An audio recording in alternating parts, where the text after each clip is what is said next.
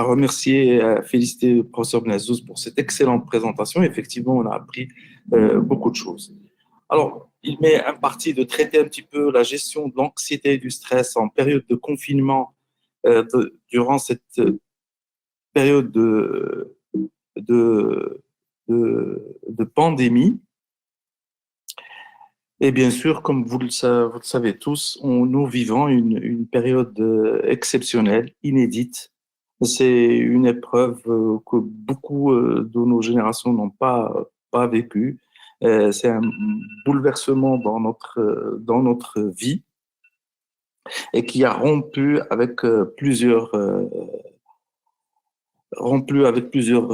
habitudes, avec plusieurs comportements. Et c'est quelque chose qui était inattendu, imprévisible pour contenir cette propagation. Et cette période avec cette pesanteur génère énormément du stress dans la population générale par son retentissement euh, sur notre vie quotidienne. Alors, ce qui fait que cette pandémie, avec le confinement, risque d'avoir des répercussions psychologiques notables et durables. Alors, le stress, puisqu'elle est génératrice, cette période de stress et cette pandémie, ce confinement, qu'est-ce que c'est le stress? D'abord, le stress, c'est quelque chose qui n'est pas pathologique, c'est quelque chose qui est normal et même essentiel à notre vie parce qu'il nous permet d'éviter certaines situations dangereuses, d'être sur nos gardes dans certaines situations, même d'être inventif et créatif, de gérer des problèmes du quotidien. Le stress, c'est toute réponse de l'organisme consécutive à toute demande ou sollicitation exercée sur cet organisme. Donc, cette demande et cette sollicitation, quelle que soit sa nature, c'est-à-dire qu'elle soit positive ou négative. Donc, c'est une réponse, si vous voulez, physiologique, normale, à une situation nouvelle, inattendue, imprévisible, méconnue. Alors, ces critères, on les retrouve dans cette période, dans cette pandémie qui est nouvelle, qui était imprévisible, qui est inattendue, personne ne la prévoyait et qui porte énormément de méconnaissance. Donc, le stress nous permet aussi de s'adapter aux multiples événements, qu'ils soient positifs ou négatifs. Alors, la réponse au stress d'un organisme, vous savez, le schéma qui a été développé par le Canadien Sell, célèbre, de ce schéma général d'adaptation, non spécifique, n'importe quel que soit le stress, c'est qu'il y a une phase d'alarme suivie d'une phase d'adaptation et cela, on vit tous les jours. On est alerté par une situation, par une contrariété, par un événement imprévisible, par une sollicitation, et puis on s'adapte, on développe un mécanisme d'adaptation ou une stratégie d'ajustement. Seulement, dans certaines situations, lorsqu'on n'arrive plus à répondre, lorsqu'on n'arrive plus à être efficient ou efficace, il y a une phase, la troisième phase, qui est celle de l'épuisement. Et c'est celle-là qui pose parfois problème et qui peut transformer ce stress, qui peut être un stress bénéfique, positif, en un stress négatif et posant des problèmes. Et surtout un stress qui peut être intense, ou répété, ou prolongé. Alors les mécanismes d'adaptation et d'ajustement risquent d'être dépassés. Et ce qui fait l'exposition à un stress à long terme peut entraîner une souffrance somatique ou psychosomatique ou psychologique. Le meilleur exemple d'ailleurs, on l'a vu avec le professeur Benazzouz, l'ulcère gastro-duodénal, c'est une maladie psychosomatique expert, notamment la gastrite de stress, les troubles métaboliques, la dépression, les troubles de stress post-traumatique, les troubles anxieux, sont les fameux conséquences, si vous voulez, négatives du stress. Alors, il y a une variété de stress et de stresseurs qu'on ne peut pas délimiter. La liste est difficilement limitée, elle dépend des circonstances, elle dépend des personnes. Mais il y a des caractéristiques sur, par exemple, la durée de l'événement stresseur. C'est que si ça dure à court terme ou à long terme, c'est-à-dire un stress aigu, limité dans le temps et qui n'est pas intense, n'aura pas le même impact sur la personne qu'un stress chronique, et c'est connu, il y a plusieurs études, c'est un consensus sur le stress chronique qu'il est délétère pour notre santé physique et notre santé mentale. Bien sûr, la qualité de l'événement stresseur, c'est-à-dire qu'il y a événement et événement, ça dépend du stress. Il y a effectivement des événements stressants très déstabilisants qui sont un véritable bouleversement pour la personne, et il y a d'autres stress qui sont minime. Alors, mais ce qui est un élément très important dans le stress, c'est le sens qu'on donne à l'événement stressant et surtout la perception. Et c'est là où on voit une variété individuelle très importante et on vous dit deux personnes qui vivent le même stress et on dit mais ils n'ont pas eu la même réponse, regardez telle personne ou telle personne a bien réagi alors que l'autre a succombé. L'un des éléments bien sûr avec d'autres, mais l'un des éléments déterminants, c'est notre perception de ce stress. Est-ce qu'on le vit d'une manière, je le vis que c'est menaçant, c'est un danger, c'est quelque chose qui nous dépasse, c'est quelque chose qu'on n'a pas de réponse. Et déjà, le vécu subjectif avec cette perception que c'est un danger peut nous mettre, je dirais, dans une mauvaise posture pour juguler ou ajuster ou s'adapter ou faire face à ce stress. Et bien sûr, l'âge auquel le sujet est soumis au stress. Alors, c'est connu, le stress est un peu, je dirais, délétère et néfaste au plus jeune âge parce qu'il n'y a pas encore une maturité cognitive, il n'y a pas ce savoir expérientiel de la vie. Et aussi, vu avec l'âge, on acquit de l'expérience, il y a un apprentissage même des stratégies d'adaptation et d'ajustement, et même notre perception, je veux dire, elle mature un petit peu. Mais seulement avec l'âge, et surtout au-delà d'un certain âge, l'organisme s'affaiblit. Et ça, c'est un autre problème. Alors, les stresseurs, je dis, il y a une variété. Mais si on prend les stresseurs, durant la pandémie, surtout il y a cette pandémie actuellement de Covid-19, c'est la peur d'être contaminé, c'est la peur, bien sûr, de mourir, peur de contaminer ses proches. Ça, on le retrouve chez les soignants, c'est très fréquent, c'est même souvent verbalisé. Les incertitudes qui entourent, on a dit, cette épidémie, ses symptômes, ses modes de communication, son évolution, quelle est l'issue, quand on va s'en sortir.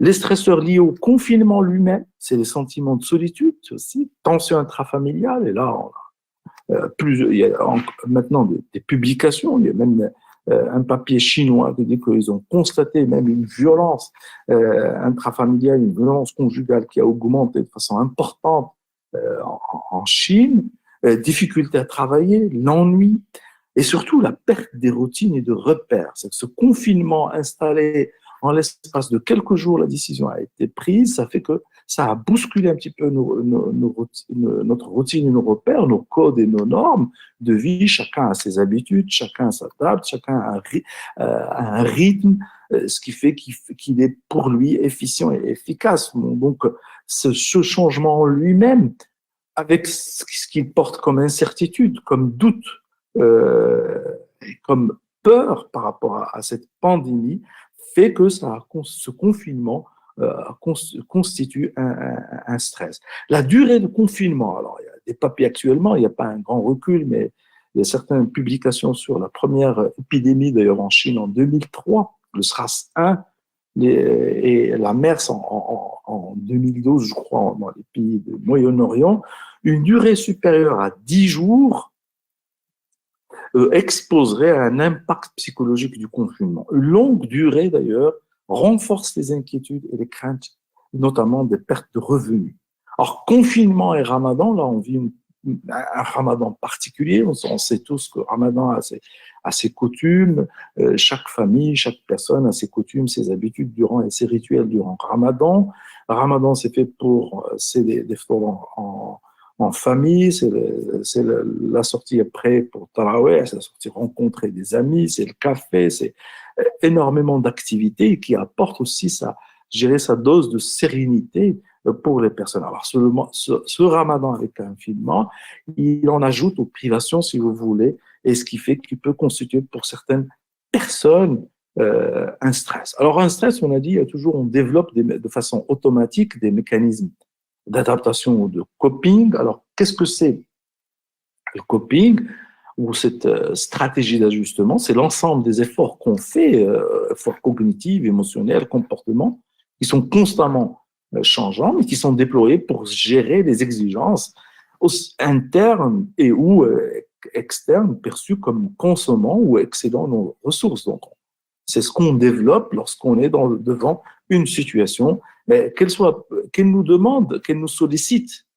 Même si c'est un événement heureux, je ne sais pas, un mariage peut être pour des personnes très stressant parce que ça sollicite c'est un changement et ça apporte aussi une rupture dans la trajectoire et dans la vie des personnes. Et dans ce travail d'ajustement ou d'adaptation, de coping, il y a deux fonctions généralement qu'on développe. C'est la régulation des émotions ou de la détresse ou de ce vécu subjectif qu'on a vis-à-vis d'une situation. Et il me prend de l'énergie, il m'énerve, il m'irrite, ça m'occupe, ça me prend du temps, dépend. C'est le vécu subjectif devant une situation stressante. C'est un ajustement qu'on dit centré sur les émotions. Et là, par exemple, lorsque vous cherchez un soutien, un support relationnel, c'est vous êtes en train de réguler vos émotions, de les adapter et de gérer ce vécu subjectif, si vous voulez, ou cette détresse. Deuxième mécanisme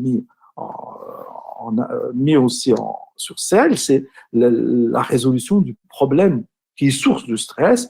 Et là, c'est un ajustement qu'on dit centré sur le problème. Et là, lorsque vous cherchez des conseils, ou vous lisez, ou vous cherchez des informations, ou vous demandez des avis, ou vous allez consulter, vous faites un ajustement centré sur le problème.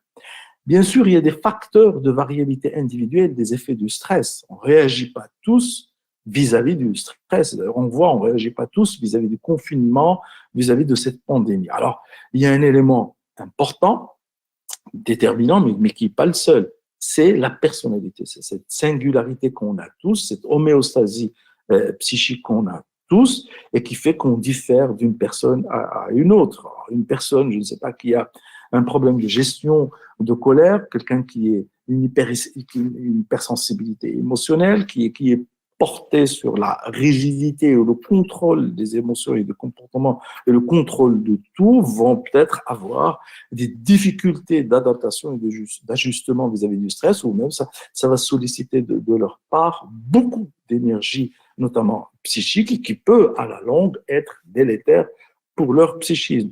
Bien sûr, les antécédents personnels et familiaux, et là, il y a énormément de papiers, c'est qu'une nouvelle situation stressante comme celle-ci, de peur de cette pandémie et de ce confinement, peut raviver, si vous voulez, des événements stressants, négatifs et qui ont été impactés. Les conditions socio-économiques, c'est-à-dire lorsqu'il y a une précarité économique, sociale, culturelle, lorsqu'il y a une situation d'isolement ou une situation de vie difficile, par exemple, je dirais chez les catégories qu'on appelle vulnérables, alors ceux-là, ils sont plus exposés à présenter des effets délétères du stress. Les conditions et la nature du travail,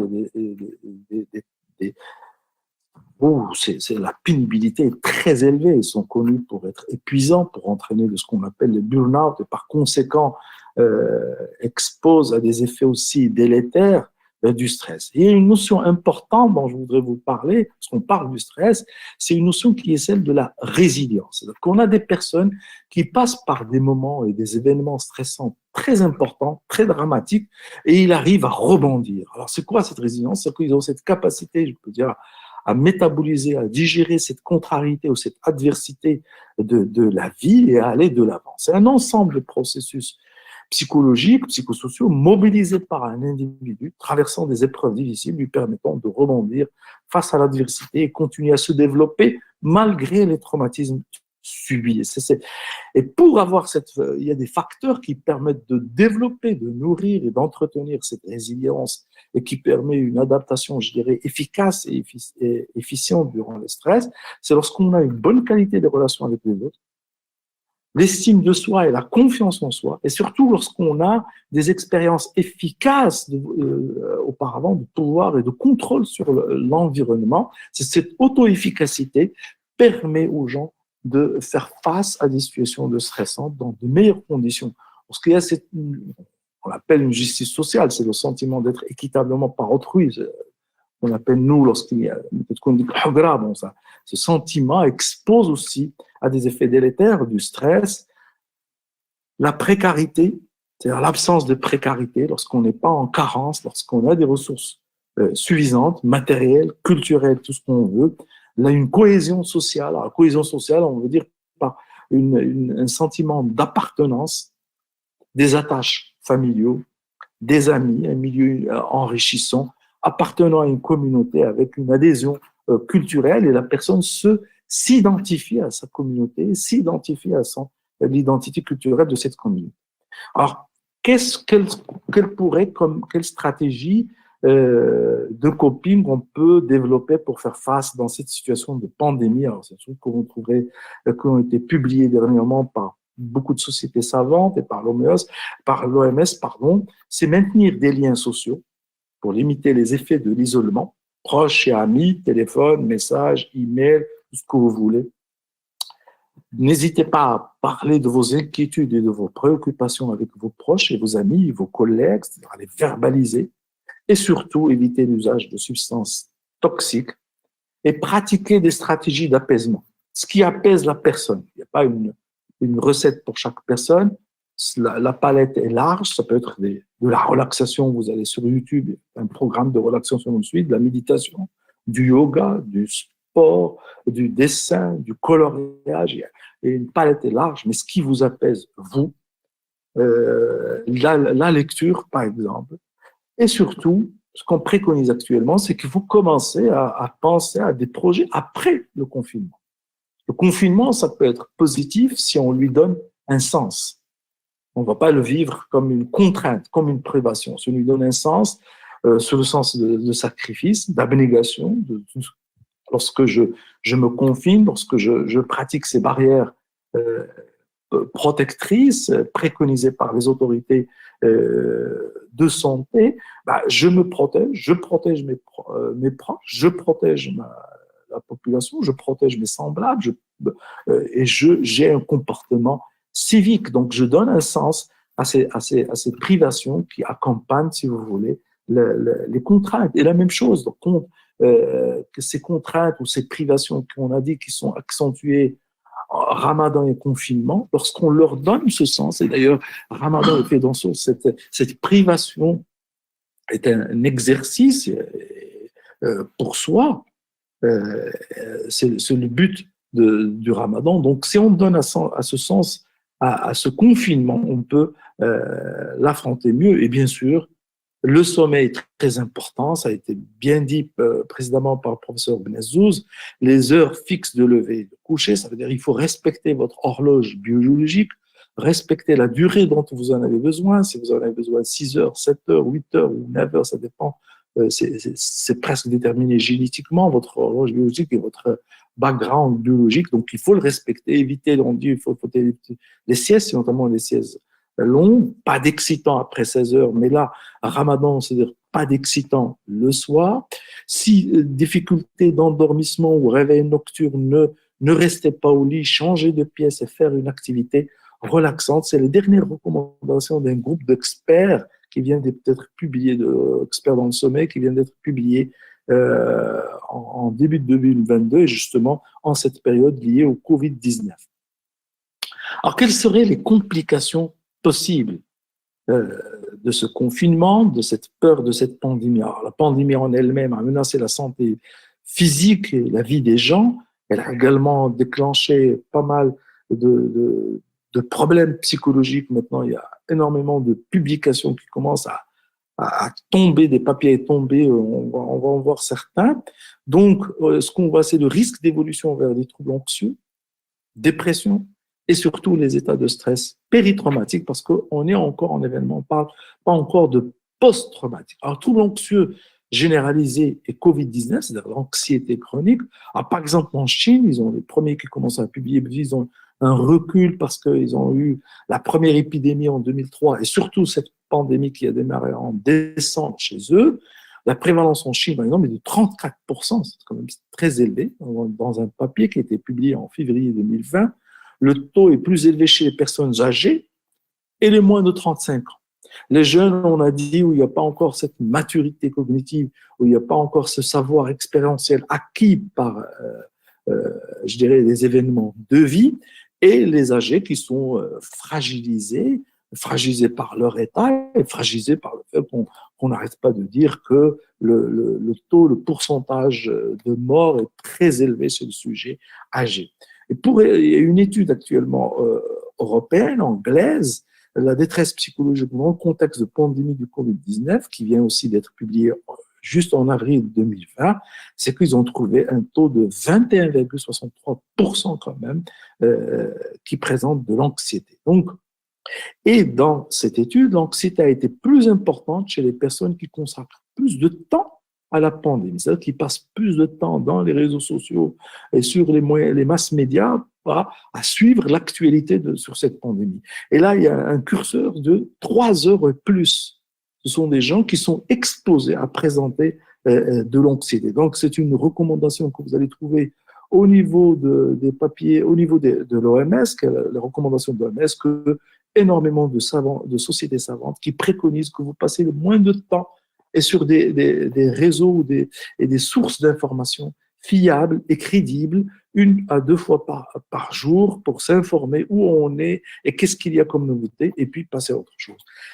Une autre pathologie qui guette aussi certaines personnes, c'est la dépression. Vous savez que sa prévalence d'ailleurs dans la population est très élevée et on risque d'avoir cette prévalence de dépression très élevée. Alors, il y a cette étude dont je vous ai parlé, chinoise, qui a retrouvé 22,2, plutôt 18,1%, et le papier qui a été publié par les Anglais récemment, c'est 22,12%, donc ce chiffre est élevé. Et si on ne prend pas des épisodes, ceux-là, c'était des épisodes caractérisés qui répondent aux critères de dépression. Si on prend que si des personnes qui présentent des symptômes dépressifs, alors ils étaient plus importants chez les jeunes de moins de 35 ans, et ça arrivait dans ce papier chinois publié en février à 22,2%. Le stress péritraumatique, comme je vous dis, on ne parle pas encore de stress post-traumatique. Toujours dans cette étude récente des anglaise, on se retrouve avec 16,79%, avec une prédominance masculine qui sort d'habitude. Par contre, les Chinois ont trouvé une prédominance féministe qui rejoint d'habitude ce qu'on a dans la littérature avant cette pandémie. Et on retrouve toujours ces deux catégories de point de vue âge, les jeunes et les sujets âgés qui ont présenté des scores de détresse péritraumatique plus élevés. Je voulais vous partager avec vous une expérience de la santé mentale en Chine. Qu'est-ce qu'ils ont fait les Chinois? Alors, pourquoi les Chinois? Parce qu'ils ont actuellement le pays qui a plus de recul, qui a énormément publié, et qui a des cohortes développées et qui a jugulé l'épidémie. Maintenant, ils sont pratiquement retrouvé une vie normale. L'école a repris. Ils m'ont annoncé même une réunion de leur parlement le 22 mai, reprise du travail des institutions, donc retrouver une vie normale. Alors, en Chine, ils ont mis en place des services de santé en ligne pour répondre aux besoins pendant la population. Ils ont mené des études et des enquêtes en ligne, qui sont importantes. Alors, un exemple, c'est chez des professionnels de santé, 1563 par téléphone. Voilà ce qu'ils ont retrouvé chez les soignants. Prévalence de la dépression, 50,7%. L'anxiété, 44,7%.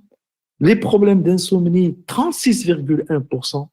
Et les prévalences des symptômes liés au stress, dont on parlait, ce malaise, cette irritabilité, cette nervosité, cette colère, tous les problèmes qu'on connaît lorsqu'on est stressé, 73,4%. Ils ont aussi développé des programmes d'éducation en ligne sur la santé mentale, justement pour faire de la prévention de tous ces problèmes. Et ils ont aussi développé des programmes de communication, ils ont énormément développé des programmes de communication. Ils ont su publier beaucoup. Alors, en date du 8 février, ils ont publié 29 livres associés au Covid-19, dont 11 sont consacrés à la santé mentale. Donc, c'est intéressant. Ils ont développé même des conseils psychologiques en ligne. C'est des services gratuits 24/24, tous les jours de la semaine, et même des systèmes d'intervention psychologique, d'auto-assistance en ligne, y compris une thérapie cognitive comportementale en ligne pour la dépression, l'anxiété et l'insomnie. C'est même chose très importante. Et ils ont développé des algorithmes pour détecter justement l'anxiété et la dépression, et surtout les idées suicidaires dans un but de prévention. Mais avant de terminer, je termine par une méta-analyse. Comme nous manquons quelque chose de nouveau, nous manquons de recul, C'est la première méta-analyse pratique à ma connaissance qui a été publiée dans une grande revue qui est Lancet et qui a touché 24 articles retenus qui ont été retenus dans cette méta-analyse. Alors, qu'est-ce qu'on apprend de cette méta-analyse? Les facteurs de risque de développer des problèmes psychologiques durant les épidémies et les pandémies. L'âge jeune, 16-24 ans, lorsqu'il y a un niveau d'études faible, le sexe féminin, et notamment les femmes mariées avec des enfants, lorsqu'il y a un antécédent psychiatrique, là, ils ont trouvé que l'anxiété est très élevée, un risque d'effondrement. Et surtout, chez le personnel soignant, il y a eu plus de troubles de stress post-traumatique avec un sentiment de stigmatisation.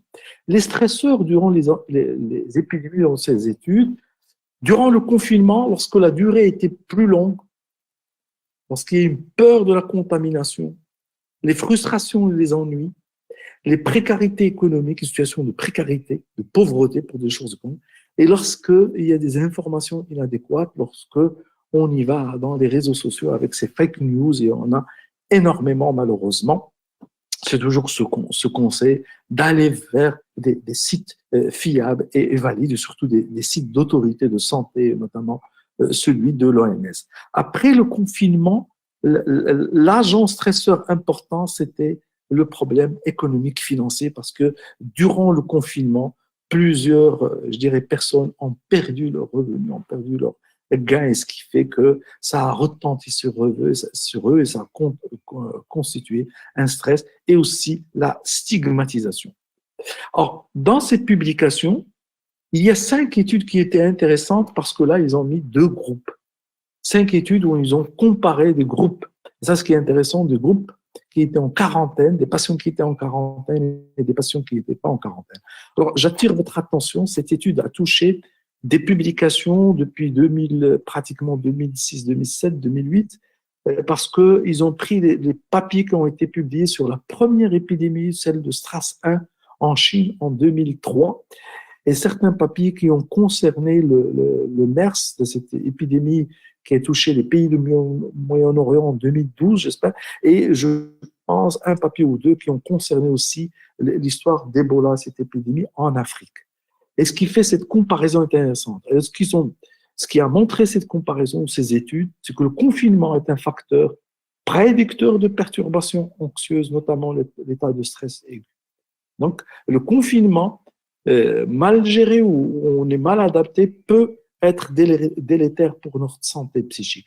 Les autres effets qu'on a tirés de ces études, c'est le sentiment d'épuisement, un détachement social de ce qui se passe dans la société et des événements avec ce confinement, l'anxiété, l'irritabilité, les troubles de concentration, l'indécision, la baisse de performance au travail. Les autres études, c'est que les symptômes fréquents aussi de tristesse, voire carrément troubles dépressifs qui peuvent persister au-delà de 3 ans après la levée du confinement.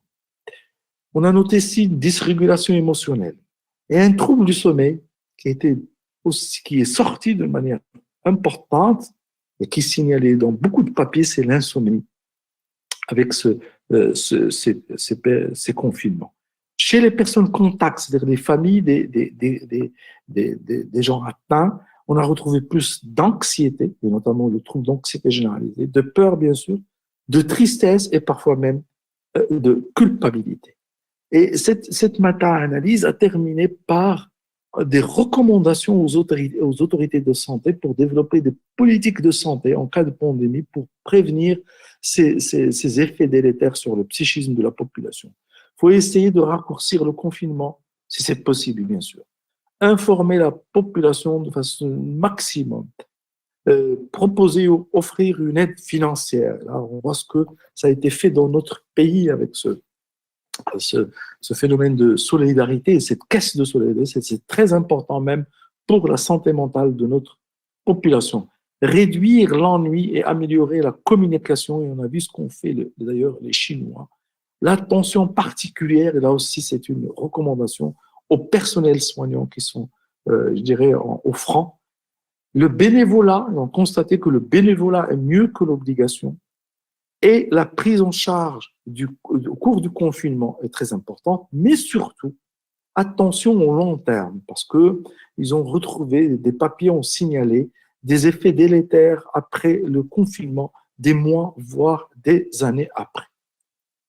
En conclusion, suite à ces papiers, le confinement son retentissement sur notre vie quotidienne, notre vie de tous les jours, sur nos habitudes, sur nos repères, constitue une source de stress considérable.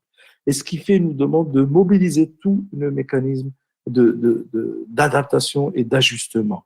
Et pour nous, en tant que de professionnels de santé, notamment nos collègues, ceux qui sont en première ligne, c'est surtout là les généralistes, les praticiens généralistes, c'est qu'ils connaissent leur passion et si jamais ils constatent qu'il y a un changement dans leur discours, dans leur comportement, dans leurs habitudes, ça peut être des signes d'alerte d'un passage, je dirais, d'un stress physiologique à un stress pathologique et là, l'intérêt d'une réévaluation. J'aimerais terminer parce que là, on est avec nos collègues et notamment les recommandations pour les professionnels de santé. Il faut prendre soin de votre, je dirais, de votre santé aussi bien physique que mentale et que votre bien-être psychosocial est très important. D'ailleurs, cette pandémie a mis, et je pense beaucoup de gens ont commencé à prendre en considération que la santé est un bien qui n'a pas de prix et que il faut remédier aux maux et aux dysfonctionnements du système de santé. Et ça ne va pas uniquement au Maroc, mais dans tous les pays du monde, notamment on suit l'actualité, par exemple dans les pays européens proches, comme la France, on parle souvent. Essayer d'adopter des stratégies d'adaptation utiles. Vu le Covid-19 est un scénario inédit, exceptionnel, jamais vécu, qui amène beaucoup d'incertitudes, de doutes. Les stratégies que vous avez développées au cours des situations de stress que vous avez vécues durant votre vie peuvent vous servir même malgré que le scénario est inédit, est exceptionnel. Et ce qu'on a constaté, ce que recommande l'OMS, c'est que certains professionnels de santé peuvent, du fait de la nature du travail, et ceux qui sont sur le fond peuvent être mis à l'écart de leur famille. On connaît maintenant pas mal de soignants qui vivent depuis un mois dans les hôtels, donc peuvent connaître, si vous voulez, une épreuve encore plus difficile. Donc, il est de leur intérêt, de leur santé, de donner de l'importance à se prémunir. Et surtout, communiquer avec vos proches et vos collègues.